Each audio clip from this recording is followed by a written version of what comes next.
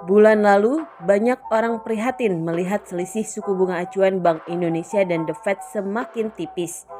Apa sebenarnya dampak untuk pasar finansial di negara berkembang, khususnya di Indonesia? Bagaimana investor bisa menempatkan dananya di kondisi sekarang ini? Berikut analisis dari Helmi Arman, Chief Economist Citi Indonesia.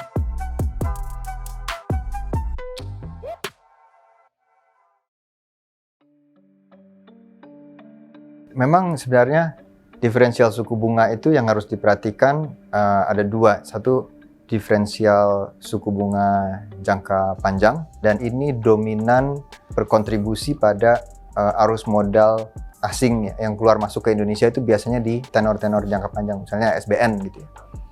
Arus modal keluar masuk asing ke pasar SBN.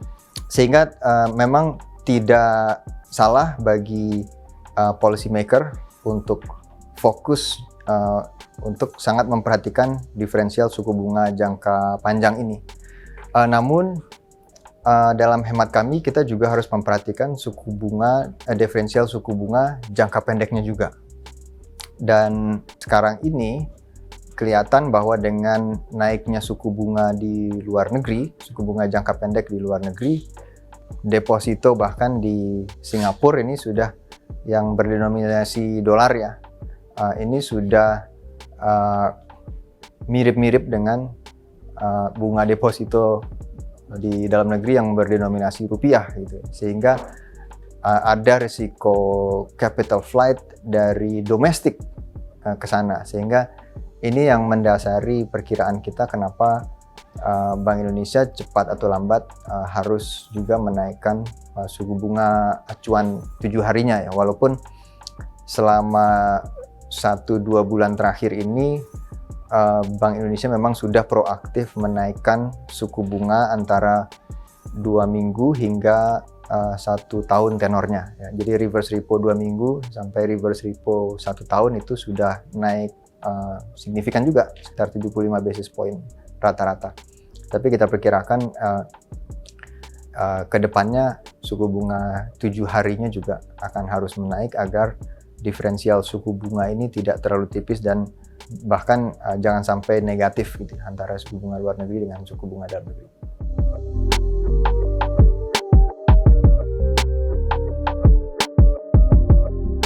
Perkiraan kita kenaikan 2 kali 25 basis point untuk suku bunga acuan BI yang 7 hari.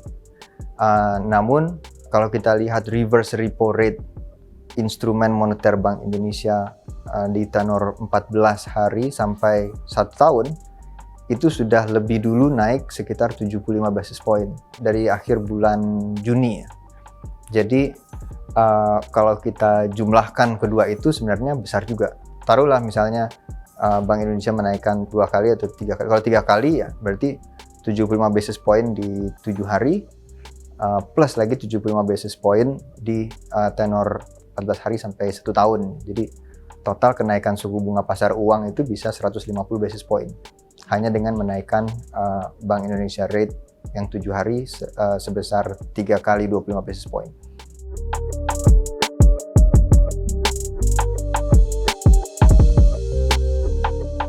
Ini juga tergantung dengan tren dolar secara umum, tidak hanya Indonesia tapi terhadap euro dan juga terhadap yuan Tiongkok. Karena antara China dengan Eropa itu ekonominya terkait, sehingga kalau sekarang di Amerika inflasinya lebih kencang dan prospek kenaikan suku bunga The Fed itu lebih besar dari prospek kenaikan suku bunga ECB ataupun suku bunga di China, maka trennya dolar itu cenderung menguat terhadap mata uang negara-negara besar dunia ya, seperti euro, China, dan China ini merupakan jangkar untuk emerging markets karena China ini emerging markets yang paling besar, sehingga kalau dolar menguat terhadap yuan ya otomatis emerging markets yang lain yang lebih kecil termasuk Indonesia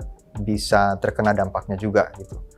Namun sebenarnya kalau kita lihat pola historisnya, kalau pasar sudah mulai bisa menerka the Fed ini terminal rate-nya di berapa, jadi puncak suku bunganya itu di berapa. Dan kalau kita sudah dekat dengan puncaknya, ini biasanya investor kembali masuk ke emerging markets.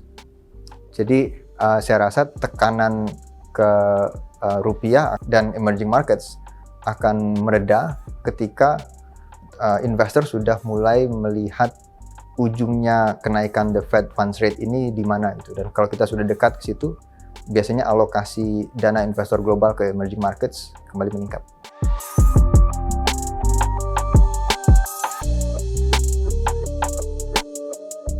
Saya cerita ke belakangnya gitu ya. Ke belakangnya itu ketika awal pandemi itu investor global mengalokasikan dana ke pasar equity negara-negara maju. Karena pasar equity negara maju ini banyak perusahaan-perusahaan teknologi sehingga mereka benefit dari pandemi. Ini selama masa pandemi ya, dan di penghujung masa pandemi ketika perekonomian Amerika inflasinya makin tinggi, investor global juga menurunkan alokasinya ke pasar obligasi, baik obligasi Amerika dan juga obligasi emerging markets.